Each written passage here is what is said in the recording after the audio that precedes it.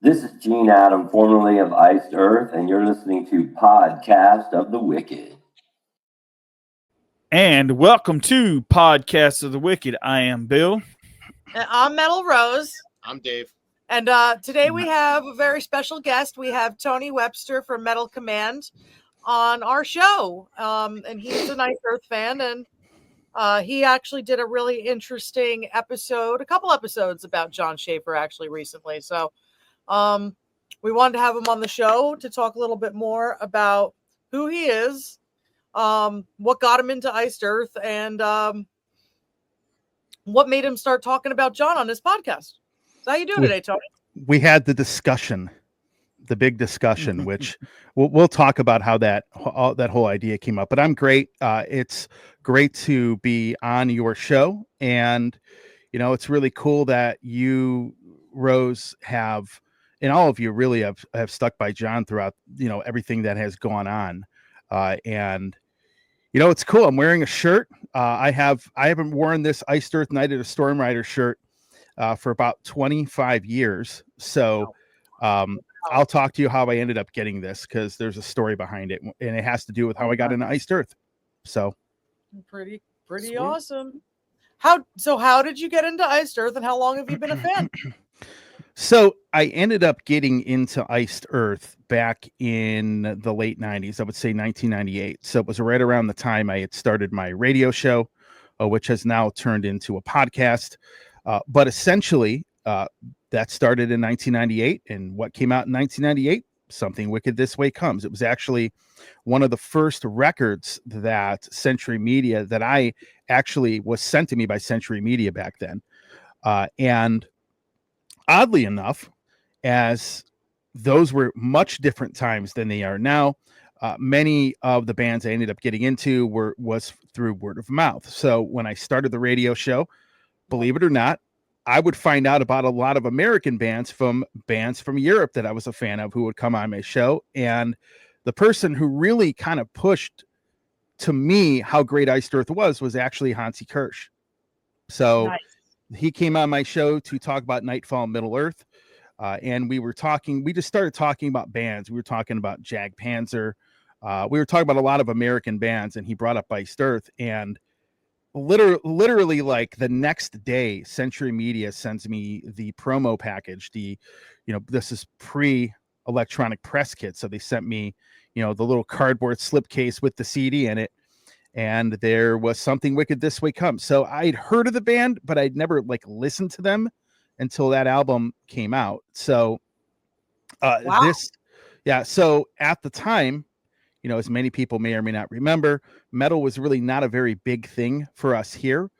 But I ended up interviewing Jon. He was actually one of the first probably 20 people that I had on my show. And I ended up meeting him and kind of hung out with him a few times, during that tour. And the band obviously has come a long way since then. But, some of my fondest memories are from that time period when I first started, really interacting with a lot of these bands. And still, most of the bands that I interacted with back then, I'm still really good friends with most of them, or we do talk on occasion. So, that was the beginning of a 27-year run and counting for me. Nice. That's so super cool. Very cool. So how long have you been doing? So you said how long have I actually been doing the podcast part of it? I've been doing the podcast part of it. I started morphing into that technically about 2 or 3 years ago. I was doing an audio only, and then I started doing the video portion of it, where I really actually started doing it on a more serious basis over the last couple years. So it's almost like starting over. I still have all the people that I have contacts with, over close to 30 years, but you're really starting everything over again, so, but it's been a couple years now. Oh, nice. Very cool. Tony, what initially made you want to have the discussion about Jon Schaffer on your show? So, it goes back to when the whole incident happened. So when Jon was first implicated in this, first of all, with the whole January 6th thing, and when he was implicated in it, and they had the photo of him everywhere, they had the viral video going everywhere. Oh yeah. The one thing that I've always done, and this is something we brought up in the discussion, is that I always I don't jump to conclusions. I like to sit back and wait and see what kind of factual information comes out. So I posted about, I consider myself a critical thinker. I don't accept a lot of things face value. I question everything that happens. And everybody was pretty much excoriating Jon and anybody associated with him. I don't know if you remember social media posts, but there were people going after, trying to pull cancel culture nonsense on Blind Guardian, and anybody associated with the guy or anybody that was a fan of the band. So I made a post and I said, I essentially had put up 4 years ago, almost 5 years ago, it feels like now. But I put up a post that said, I'm a little bit disappointed in the fact he went down there and that his band members got put in a bad spot. But I really didn't want to talk about anything else because, you don't really know what happened. And obviously, years later, we find out a lot of people didn't realize what happened until they started showing other video footage. So I kept quiet about the whole Schaffer thing for the most part. I really didn't say anything about him, to be honest. I would buy the occasional merchandise, like the live album when it came out, a couple years back. But I really didn't want to say anything about him because we hadn't heard from him. And so what I wanted to do is wait for some kind of statement, whenever that would be, whether it took a couple years, 5 years, 10 years, whatever it was, before I was going to comment on it. And I watched various people just completely just do nothing but, call this guy a terrorist and calling him a traitor and all this other, nonsense. And stuff. So what I did is I kept quiet about it. And then he made his statement. And I wanted to take some time to really comment on the statement because none of it really surprised me, just because of, with my in the encounters I've ever had with Jon, which were all very good. But I was figuring out like how, what do I want to say about this? So at first I was like ready to go on like a Razor Fist type rant. I don't know if you saw the Razor Fist rants on Schaffer, about the Schaffer situation, but I thought to myself, that had already been done with. And there's so much derangement with people that hold on to the, January 6th narrative. And, on the flip side, there's a lot of hero worship with it. So what I wanted to do instead is I went and decided, you know what, I'm going to get a couple people on the show who are going to be capable of having a rational discussion based on critical thinking. And I had criteria for that. So the two guys, Justin and Christian, who came on the show, I wanted a guy who had met Jon before and had an encounter with him, whether it was good or bad. I wanted both of them to be guitar players. I wanted both of these guys. I wanted two people who had done something in the music industry. It's pretty significant. Christian played with Circle to Circle, with Zach Stevens and, all them, went on world tours and has created music. Justin has done a lot of management and road work for bands like Exodus, and he has his own band and he does a music industry podcast. And the other criteria was they not only had to be very nonpartisan, and then lastly, the two people that I wanted on the show, I wanted two people that didn't know each other. So that way there's no like pre-planning of anything, right? Yeah. So the discussion went well. I wanted to limit it to 4 topics. The beginning, obviously, I wanted two guys who are guitar players that, where we could talk about Jon as a musician, kind of start off with, the experiences we've had with him. I wanted people to be able to break down what his career would look like possibly in the music industry if he decides to make music again. And then I wanted a real fair discussion about what actually went down with the situation and the statement that he made. And the reason I wanted to do that, and, of course, it was weird that when he got out, a lot of people didn't, aside from you guys, we didn't see a lot of people really talking about it. But I wanted to have a fair, rational discussion, a down to earth, thing where people can get an idea how, break everything down that went on for what knowledge we had, and up until, then of course, Rose, you made contact with me and I got to look at the court transcripts and it verified a lot of things that we came to the conclusion of. But we wanted to go through a lot of that and just have a fair discussion about the guy. The guy's a human being. He got railroaded. Let's be honest. Yeah. A lot of people had a lot worse than he did that ended up having no lawyers. So, and then we saw just how much of a trap that actually was, because here's the thing, that whole protest, everybody wanted to call this thing like this huge insurrection. They were going to people actually really believe that like the Kanon Shaman and all these other people that showed up there were going to somehow overthrow, the most powerful military and intelligence agencies in the world. Right. Ridiculous. Yeah. So the thing was, I wanted to have a fair discussion about the guy.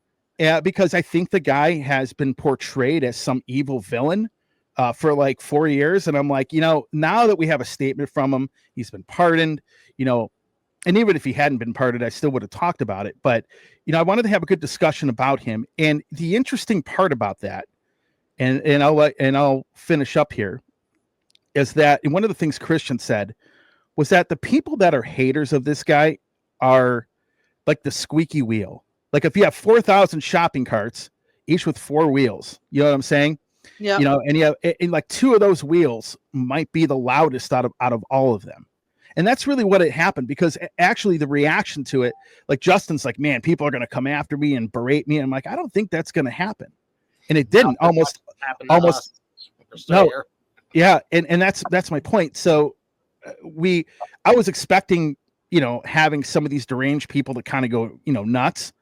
And nobody did. In fact, there were people that messaged me on Facebook who 4 years prior on the original post I made, wanted Jon like thrown away in jail for life. And then they watched that and they were like, everything you said made a lot of sense. I just want to see Iced Earth back. And I think that's probably, I would guess about 80% of the people out there. I think 20% view the guy, 10% view the guy as a hero. Maybe 10% view him as a, they view him as like this evil terrorist. And I think most people just want to see the band back. I don't think people care about the politics anymore, and I think that's the reaction that I had from it. So that was the motivation behind it. It was really more or less to break that situation down and look at it for what it is and not what we want it to be. And that was why I did it. Well, it was definitely a great discussion. I know a lot of people in the community really, really enjoyed it. And thank you for doing that. You had like a nice panel going and everything, and I thought thought it was great.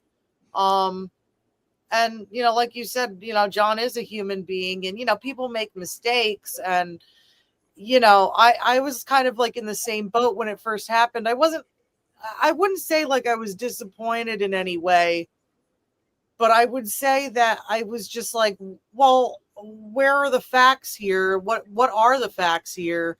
Mm-hmm. And why is everybody just freaking out without even seeing any footage, or they're just seeing a person yelling. Everybody yells at cops at protests, so it just was strange. Yeah.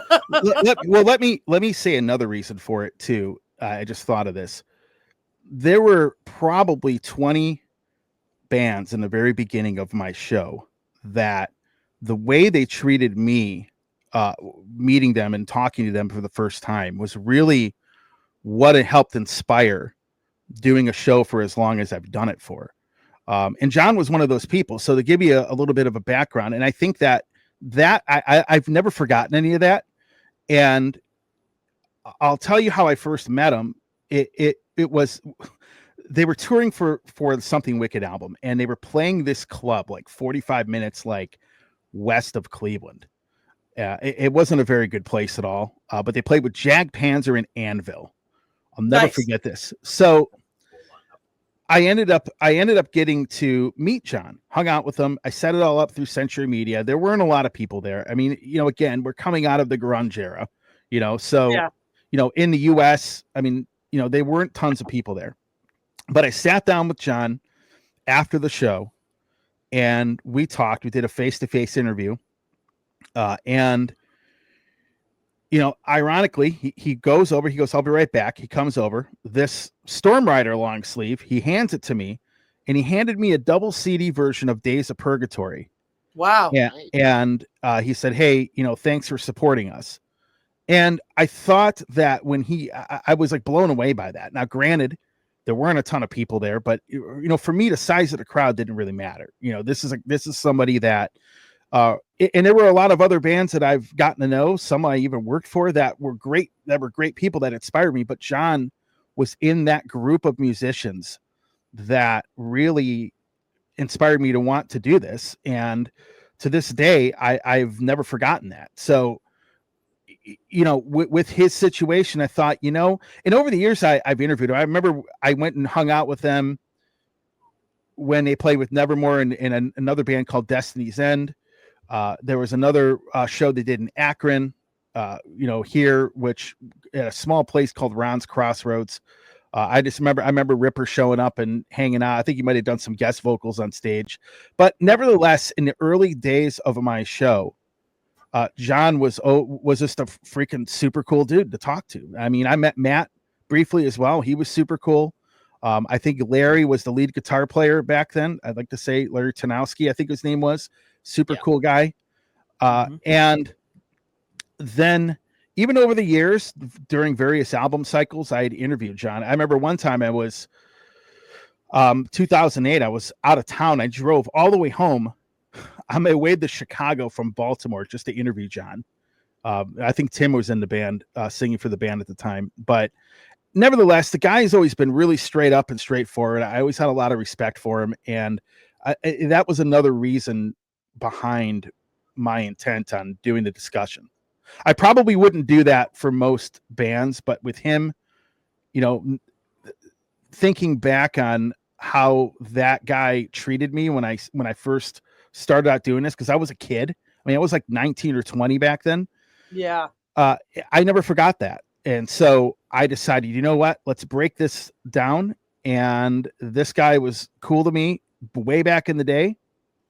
And, we also read a lot of the same literature. I mean, that list of books on his interview, I have a lot of respect for him from that angle as well, because I've read most of those. I actually picked a couple of those up when he did that first interview, a while back. So Nice. definitely a lot of respect for the guy. Clearly, very clearly. Yep. What do you think about, I don't know how much you know about this, but what do you think about like the divided Iced Earth community? I mean, there's a lot of people that don't like some of the former members, and that causes a lot of division. There's a lot of people that are like, they're very pro Jon, very anti anybody that might have stepped down. There's always a lot of fighting going on in there. I think there's a lot of PTSD going on, but I'm not sure what your comments have been like, but you were saying they're mostly positive, and they are mostly positive for us too. But in a lot of the Iced Earth forums, there's a lot of divide. There's a lot of division still going on. People can't figure out, how they feel, or they have like. There's some people who purely hate Stu. They just hate him. And people literally fight about that.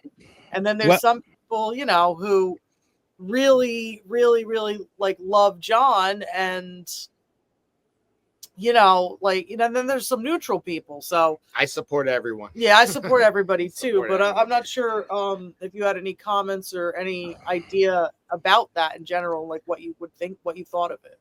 Well, if it's typical Facebook nonsense, to be honest with you, I don't really pay. I don't pay attention. I don't spend time paying attention to any of that. Yeah, sure. To be honest with you. So I've seen that with other bands. I lived through that working for a band. The only thing I can tell you is this: I couldn't care less. I mean, if Jon wants to jam with whoever it is that somebody doesn't like, I'm fine with it. Obviously, if someone like him is going to, and I see it from both angles, because if somebody like him is going to, he talked about, one of the biggest things he talked about in one of his interviews, and it's something that I think more people sometimes don't think about enough or do enough, is that He talked about forgiveness, right? So if Jon is in a position where he feels it's right to jam with whoever he wants to make music with, I just want to see a record come out. I don't care about any of the drama. I don't care about whether Stu did this or did that. On one hand, I understand why some of these band members, sort of in the beginning, especially. And this is where I changed my viewpoint a little bit, because at first I was my only criticism was, okay, Jon put these guys in a bad position. They lost some income, obviously, because of it. But then you think about it, and, he doesn't seem like he's that different as a person, aside from, following Jesus and religion and being more in tune with that. He seems like the same straight up respectable person that I encountered. Yeah. So for me, I don't care about any of that. Is whatever music he's going to make, is it going to be good? Is it not going to be good? And I don't care who's involved with it. I would just rather, the drama is nonsense. Yeah, sure. I agree. And there are people that, they want to get mad at, I don't care about any of that stuff. It doesn't really matter to me. I'm not going to stop listening to a band. I said this about the whole Iron Savior thing, canceling Prog Power. I'm not going to stop listening to a band that I've been listening to for 27 years over drama and nonsense, and whoever Jon wants to jam with, I'm cool with it. Whatever, whether it's Stu or Barlow or Ripper or a new singer or whoever, it doesn't matter. It doesn't matter to me. It's stupid to fight about it, to be honest. It is. The reason I even ask these questions on the show, just because I want more people to hear how a lot of people feel like this. They feel like, if you're gonna love the band, or you're gonna love Jon or whatever, that's fine. We're all kind of on the same page, and maybe you should just try to understand everybody's human. People make mistakes, people make decisions, and even if a lot of people are upset because Stu was cheering it on and then he walked it back, but he's a human being. Is he allowed to change his mind? I don't necessarily love that part of it, but does it affect me, or should he never be forgiven for not knowing what the hell to do in that position? I don't think so. Well, look at the country he's from. He's from Canada.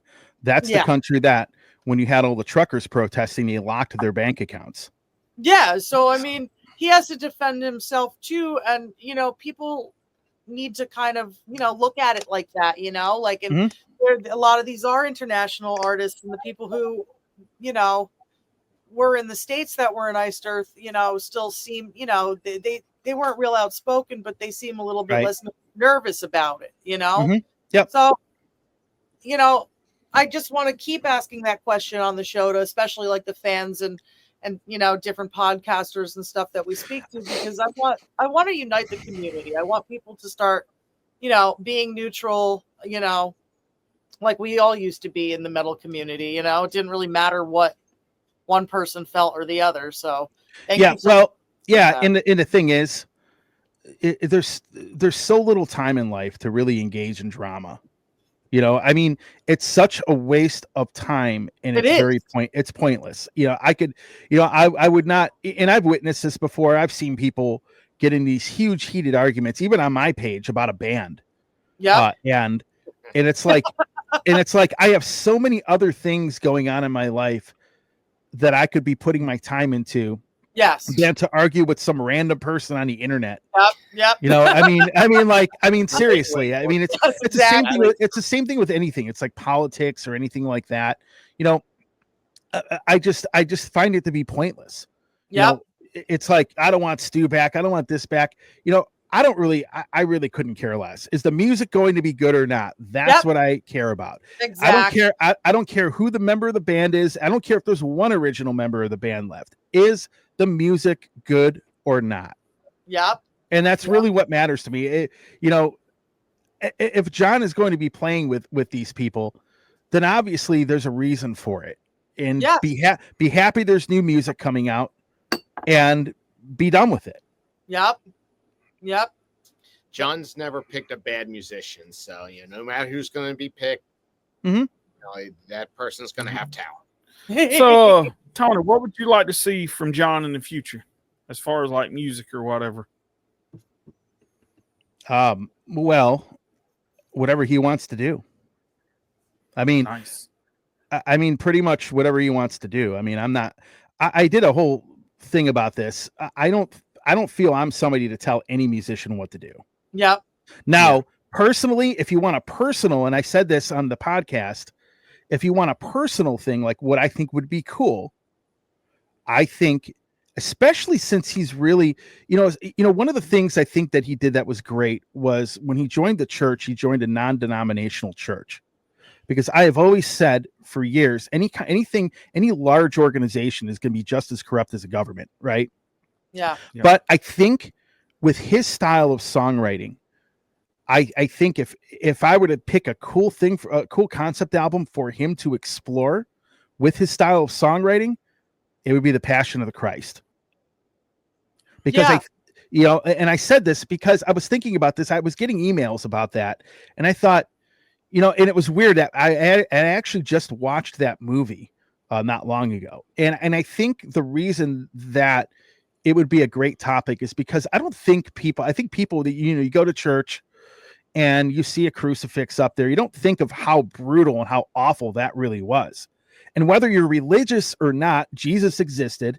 They killed him, and part of the reason they put him to death was he was besides the belief system, he was really not somebody that was big on corrupt religious organizations, right? And people don't realize how brutal crucifixion actually was, how much this guy suffered. It's like if there was a meme I saw somebody posted, and it had a photo of it was like a photo from The Passion of the Christ from probably like a behind the scenes photo, and it had the guy that played Jesus with all this blood over him. It had somebody talking to him, and it said something along the lines of, when you complain to Jesus about your problems, just remember that this happened to him, or something like that. And I just think that John's music would really portray that for how it really was.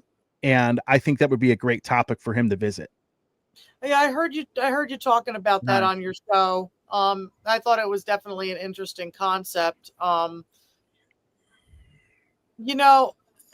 think I don't know if you know this, but Brent Smedley, the drummer of Iced Earth, and he has another band called Out of Darkness. He actually, for one of his songs, the music video has some like footage from The Passion of the Christ, believe it or not. Mm-hmm. So yeah, I was like, wait, is this The Passion of the Christ?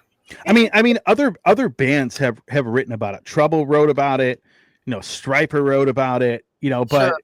But Iced Earth and the type of music John writes would really bring that into light. I mean, the closest a band ever really came to really kind of portraying that for how brutal it was Gravedigger did an album called The Last Supper.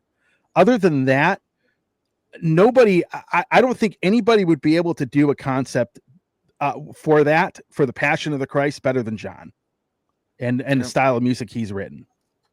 That's a personal preference, but I will say whatever is in his heart, whatever he wants to write, just go with it. I'm just saying what would be a cool concept. Yeah, I fully agree too. Like let John do what he feels, whether that be that he write about his experience, whether that be he write about Christ, whether that means he writes about something completely different, some concept album that, he's just feeling at the time, whatever he does, we'll be waiting to be happy, but yeah, it was funny. It was funny in the discussion because I remember we were talking about what would he do with his music career? And I think Christian was kind of joking around that he could take the Trump route, like Trump took with the garbage truck. You know what I'm saying? And they said all of them all the supporters were garbage, and then he had the garbage truck painted. Like Christian's like, well, maybe he could call it. Maybe he could take the Trump route and call it insurrection. But I don't think he would do that. But that was something that Christian brought up. It was actually more joking more than anything. But sure. But I think a serious topic like that would be a very cool thing. But I would be interested in what he does write. regardless of what it is. Yep. I mean, again, it's really whatever's in his heart, whatever he wants to do. He could write nursery rhymes.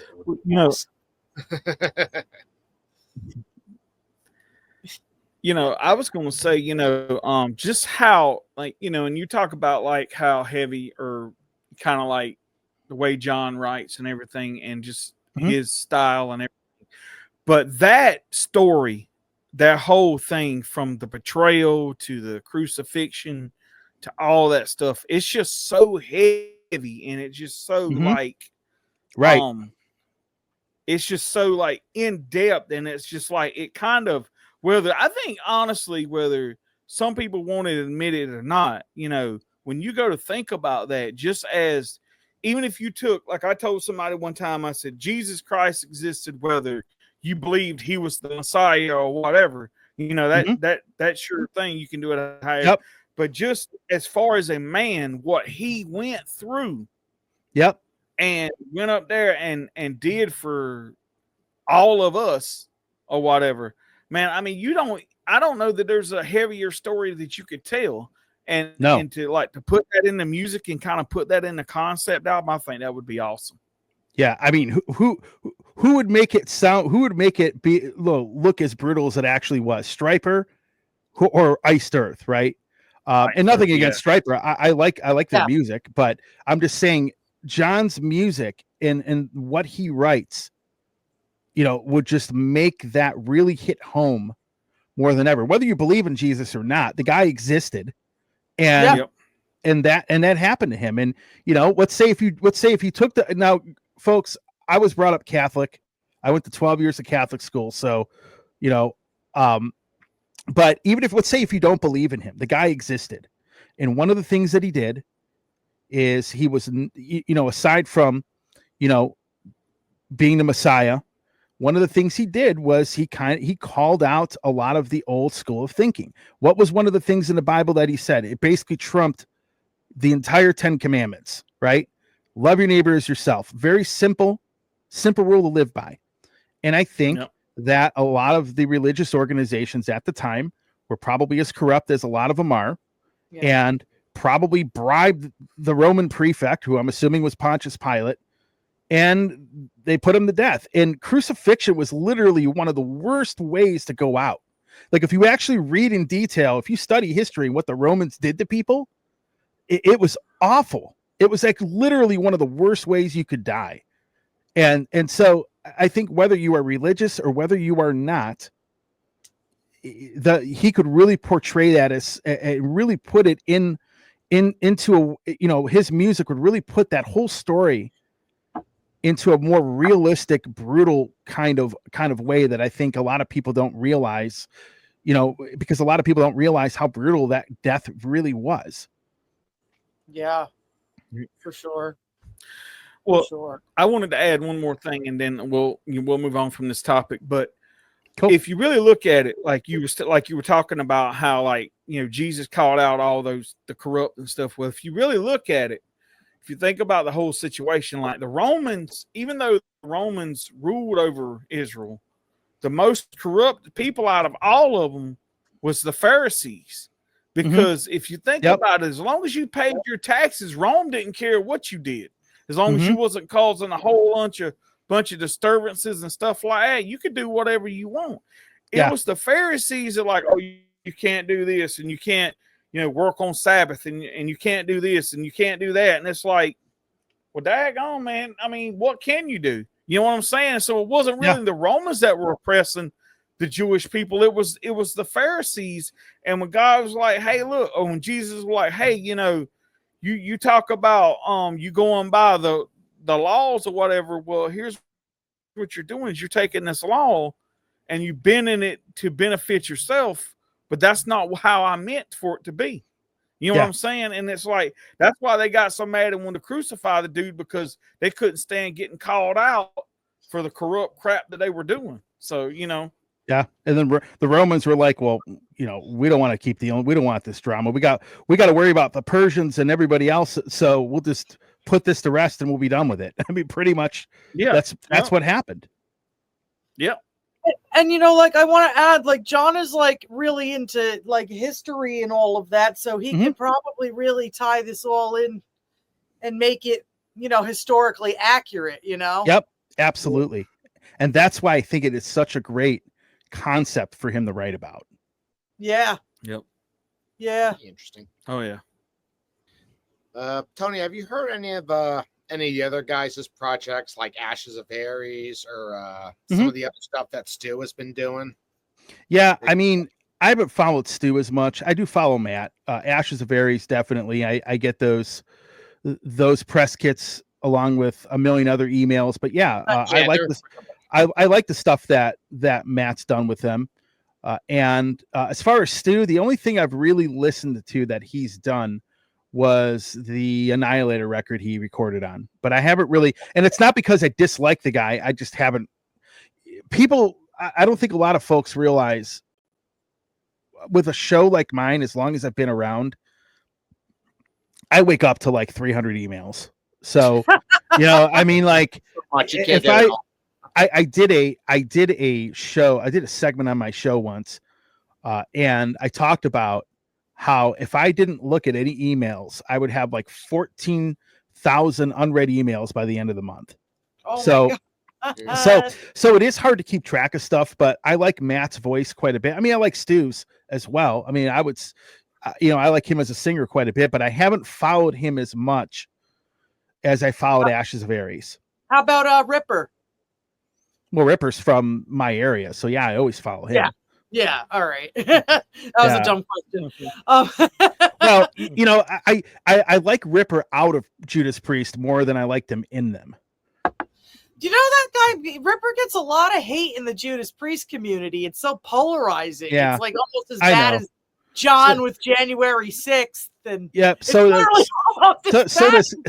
does KK Downing. I mean, they all get hate. I mean, whatever. I mean, Ripper's a nice guy. I've met him a few times. I've interviewed him before. He's a straight shooter, cool dude. Yeah. Really nothing negative to say about him. I actually went and saw the Three Tremors show down there. That was my first post-COVID show, I guess you might want to call it. And I'm really good friends with Sean, so I got to hang out with Ripper for a bit as well. But he's a really cool dude. I like that Ripper EP. I like the second KK's Priest album a lot, where it was album of the year on the show. And I've always followed the guy. I like his voice. I just like, I don't ever focus on Judas Priest as much with him. I like his post Judas Priest stuff probably more. And it's really more to do with the music than anything. But the KK's Priest stuff for me and the Three Tremors stuff, I think is that Ripper EP is phenomenal. So I'm hoping he does a full length album for that, because I got an interesting question for you. I know Sean Peck too. I was on tour with the Three Tremors, and I don't know if you've ever seen in the Iced Earth groups, but Sean really wants to sing for Iced Earth. What would you think of that type of collaboration? He told me that. I think Sean might have told me that when John was put in jail. He goes, I'll sing for him when he gets out. Sean's a good dude. One of the things, it's interesting, we're both San Diego sports fans. I'll tell you a funny story about Sean. Sure. The first time I ever spoke to Sean Peck was, he did an interview on my show. It was like 2007 or 2008. And I remember years ago, being a Charger fan, the very painful year of 1998 when we drafted Ryan Leaf. And I remember a guy getting in trouble for like heckling him. Then I found out years later it was Sean. And so like we started talking, and it was weird. At the end of the show, at the end of the interview, I was like, yeah, I can't wait. I got to go watch some football. He goes, who's your team? Who do you roll with? And I go, the Chargers. He's like, dude, he goes, I'm the Ryan Leaf heckler, right? And then sure enough, I Google the article. And he was actually, if you Google the article, it's pretty funny. He was singing the song Lonesome Loser to Ryan Leaf while they were at training camp. So that's, and as soon as I knew that, I knew Sean and I would get along great. And and it's funny, he's cool as hell. We talk periodically.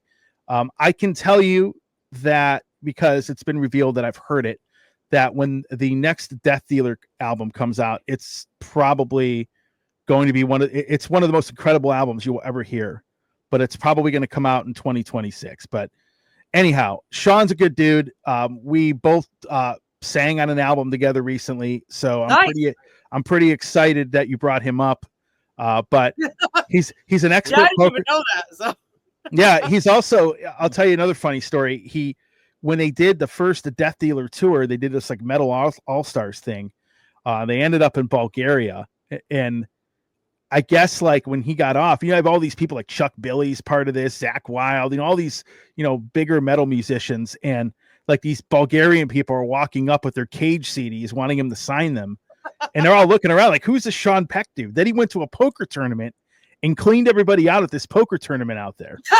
And so like, the guy's, Sean's like he's like a legend in a sense, but really, really funny dude. Like, the whole, what was the whole thing he started, the Life Simple Solutions things he was doing where, he was teaching people how to make a peanut butter and jelly sandwich or how to plug in a portable fan, funny stuff like that. He's a cool dude. Definitely. If he sang for Iced Earth, it would actually sound really good. I think it would be good. So. Yeah. He's a real nice guy. And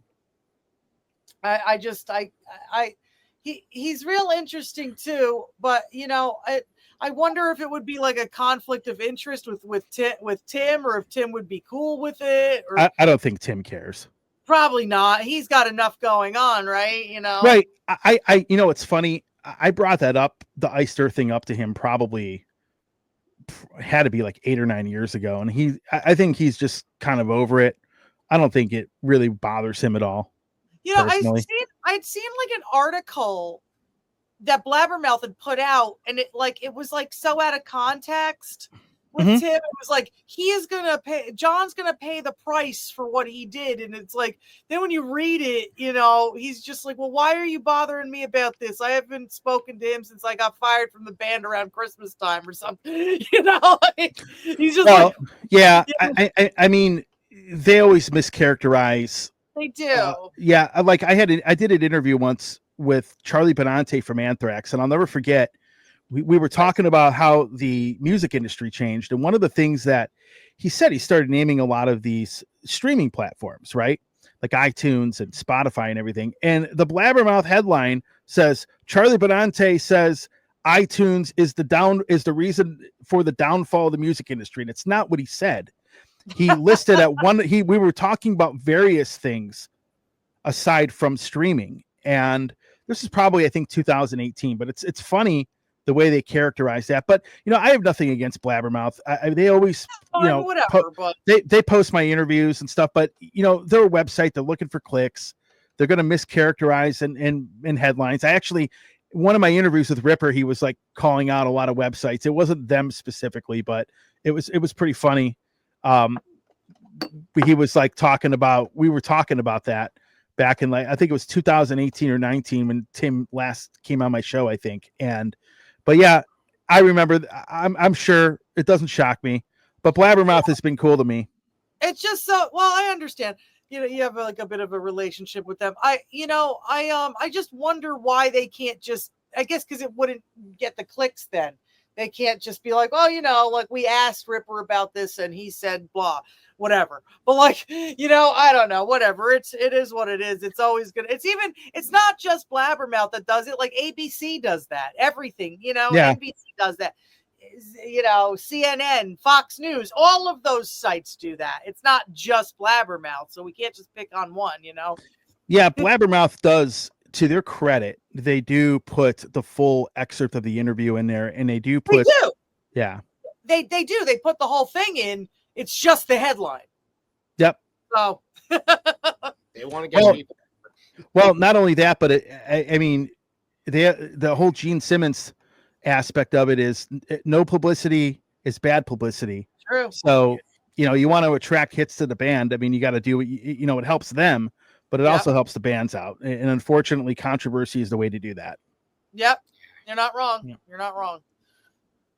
So So, Tony, I have a question for you that's not Iced Earth related, but how did you actually get into radio? Because I'm a former radio guy myself. So it's an interesting story how that happened.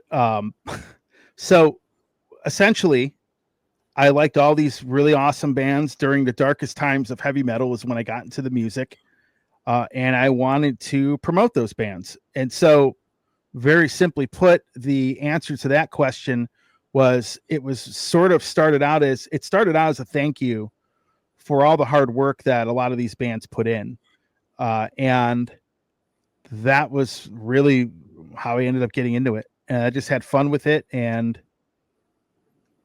I'm here now. Oh, nice. Rock on. Awesome. Do you have this one? No. Oh, yeah, that's the last one. Do you want to ask that? Yeah, sure. Okay, sorry. Tony, do you think there's a silver lining to all this that's going on with Jon? Do you think something like really great's going to come out of it? This whole situation? What do you mean by, I guess, silver lining? I mean, do you think Jon's going to come out like better? Do you think his music is going to be as best as he ever been? I would say yes. And the reason I would say that, and this is my instincts, usually I'm right. I've been wrong before. I think the reason is because, for you to really progress in life, unfortunately, you have to suffer through it. Right. There's the old saying that, hard times create strong men and then good times create weak ones. And I think that, going through and first of all, going through the grind of the music industry, when he was on and did that interview and he was kind of like, really not into it at that point. I mean, I get it. You just went through hell for 4 years and then you don't want to go through the grind of the music industry. But I would say, yeah, I mean, I think that when you go through and suffer through a really bad situation, I think that if you get through that situation, you end up becoming a better person. And I think from what I've gathered, that first interview, especially, I was glued to it, to be honest with you. Yeah. I didn't want to listen to it. I wanted to watch it. So I probably watched it and then I listened to it 3 or 4 more times. But I think that when you go through any kind of traumatic event and you suffer through stuff, I think what ends up happening is you not only become a better person because of it, but let's be honest, this guy, he's been through a lot of shit. And I think, and my personal instinct says that he's been through a lot more than he's come out and said. But, I think he's been through a lot worse than what's been portrayed. I could be wrong. Probably. I hope I'm wrong, but I think it makes you a better person. And let's be honest, he has a lot of material for lyrics. So I think that when you go through a lot of crap in life, I think that you end up becoming a better person if you get through it. And, he found a community in the church that he's a part of now that's very supportive. He has a lot of supportive people like yourselves, a lot of his close friends and the people that people that you've had in the podcast that are friends of them. So I think that I think there is a silver lining because you change usually for the better. And it sounds like he's changed for the better by the 2 interviews that we've seen from him. And, I'm pulling for the guy. I really want to see him come out with something and be successful again in whatever he does, whether it's music or something else or whatnot. But I think that, there is a silver lining to it. I think that, you don't evolve as a person unless you have to suffer. And that's a sad reality of life, but that's where we are. Yeah. Very true, man. We've all had times like that. Mm-hmm. So I just want to say, Tony, man, I think it was cool of you to, like you were talking about earlier, you waited a long time before you spoke about Jon and all that stuff, and you did that episode and everything.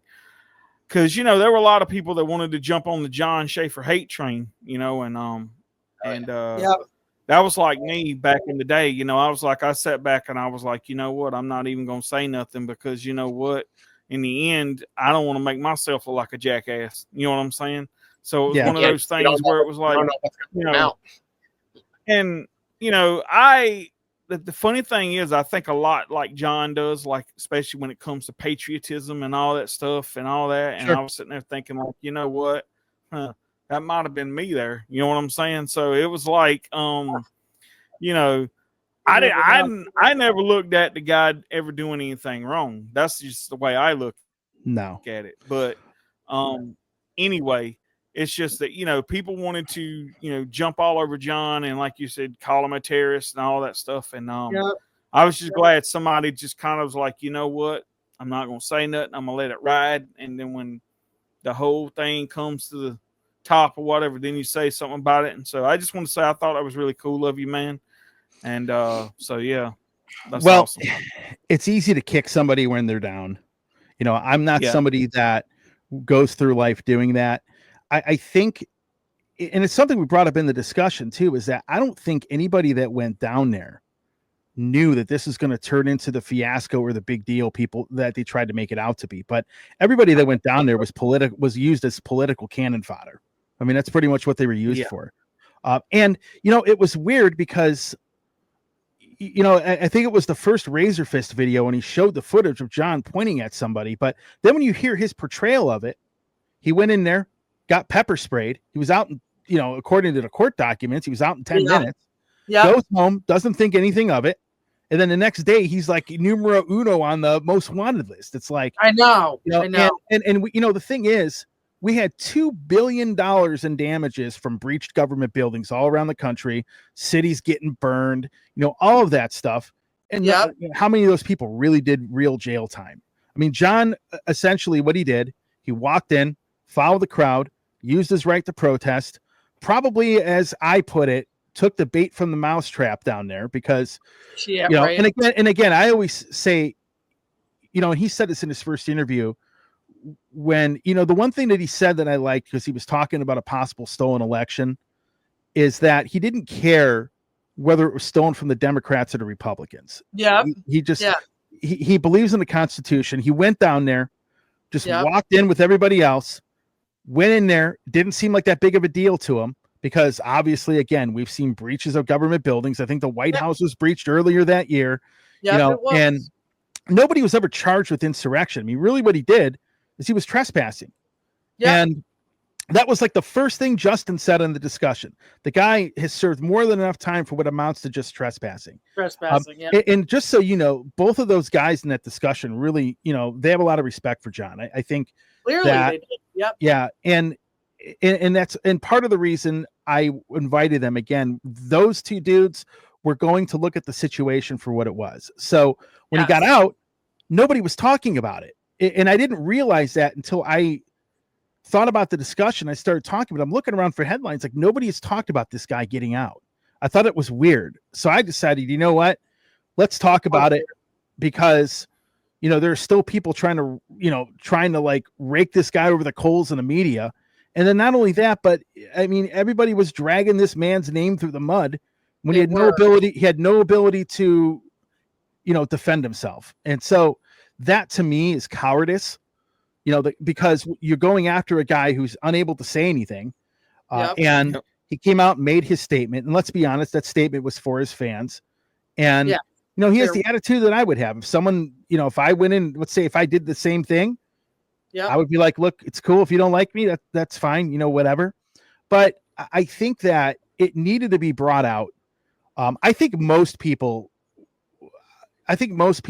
pretty much stopped caring about it, to be honest. But because this man has had his whole name drugged through the media for so long, I figured, you know what, let's have the discussion. And so we did. And I've always been somebody that has been very open to discussion, even if I have opposing beliefs with somebody, or I disagree with somebody.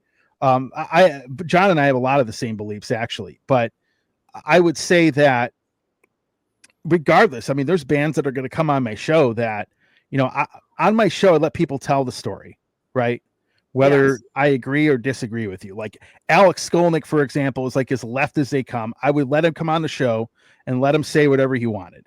That's how I've always been. And I think that when it comes to journalism, you brought up ABC and some of these other, mainstream media outlets. I'm not about trying to paint a narrative on anybody. I'm all about people expressing themselves freely. So, Bill, I thank you for that, because I didn't realize how much of an impact that discussion would actually even have on anybody until, I woke up to an instant messenger full of messages from people. So it was kind of shocking, actually. I thought the response would be positive, but it was a lot more positive. So that should just tell you, most people don't care about politics, right? I mean, they couldn't care less. It's like, it doesn't matter what side of the coin you're on. I mean, when like Iron Savior says, hey, we're not playing Prague Power because we don't like Trump, right? Yeah. Most people don't give a shit. I mean, let's be honest. You had people you had a set group of people that were like bashing him. Then you had people supporting him. But the reality is 90% of the people don't care. It just, they want to see the band live. They want to see the band put out music. And it's the same thing with Iced Earth. I mean, you don't, people aren't really all about that narrative. There are far fewer people holding on to it than you probably realize. They just happen to sometimes have the loudest voice, like whatever. I had somebody bashing him that, and if you I won't say the name, but if you go and look at the comment section of when I posted his first interview, someone that used to work on one of the labels he was on there bashing him, and I just kind of went off. So there's that. Understandably. Yeah. Sure. Well, and like I said, I was going to say this too, and I'll shut up. But anyway, I was thinking, like you said, he goes into the Capitol building and all that stuff, and he's labeled a terrorist. But and if you were to think about it, now if he would have been at the Black Lives Matter rally, standing there holding a brick in his hand, would they have looked at him as a hero? You know what I'm saying? Like it just kind of one of those things. It's like, why you got to sit there and do that when you know that it's like a double standard. It's BS. All of that was BS, and people just. I hate it because so many people got sucked into that to believe that whole thing. And it's just like, it's dumb to begin with, but and it's just like some of those, and I'm not saying, and here's the thing. Like I say, sometimes my mouth gets me in trouble too, but I don't really care. That's just like with COVID. Right. I mean, don't get me wrong. I understand COVID was real, and there's people that died from it. I actually knew a couple people that died from COVID. Right. I'm not downplaying it. But what I'm saying is they made such a big ordeal out of some of that stuff. I'll give you an example. Right. When my sister had COVID, right, my brother-in-law, her husband, right, and her child, neither one of them quarantined themselves off from her. Right.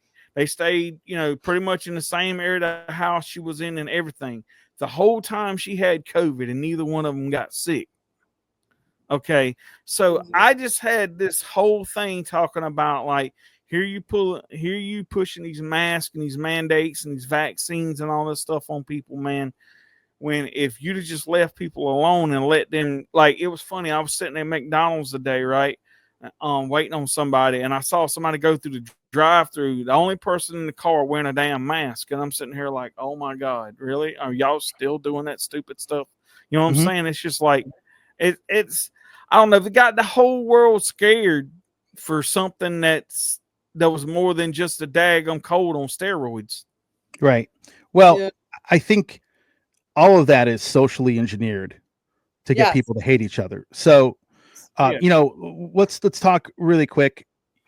Jon had a list of books under his first interview. I don't remember if I saw this specific book, but I've read most of those. Actually, there's a couple of those I had not read.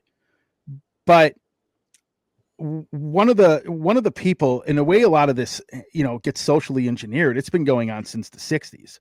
So, I'll tell you what, I'll invite you to check out some of the talks and the papers written by a former Soviet journalist named Sergei Bevmanov. And, you brought up COVID. Now, whether people want to believe COVID killed all these people or whether it was BS, Sergei Bevmanov talked about how communism and how, a lot of that, communism could not be successful unless the entire world was communist, where they couldn't see Western nations, right? So, like, if you study Marx and he talks about, revolting against, the bourgeois, right? The working class. The working class in the West didn't want to do that. And so communism would never work because people would see people thriving in other systems, essentially. Yes. Yeah. So Sergei Bevmanov talked about, the KGB, and one of the tactics that they used, there were four steps, actually, what they had. The first one was called demoralization, where you go through and you introduced lots of simultaneous ideas that are the antithesis of whatever that society was built on. So you start with the education system. You have to brainwash a generation of people. And so that really started in most of the colleges in the 60s. Yeah. Then you have the second part called destabilization. What did we see what did we see during 2020? You saw destabilization. And then the third step is crisis. You create a crisis. What was created? COVID. Now, if you want to believe that COVID really existed as a virus, or whether you want to believe that it was a pile of crap, regardless, that crisis was created. Whether they let a virus out that killed all these people, or whether you want to believe it's BS, they created a crisis. So what I'm saying is that it all ties back into, if you read a lot of the books that John had listed in that interview, I mean, a few of those books talk about that. So, like Confessions of an Economic Hitman, that was one I hadn't read. I just ordered from Amazon not long ago. But essentially, all of that stuff is done to divide people.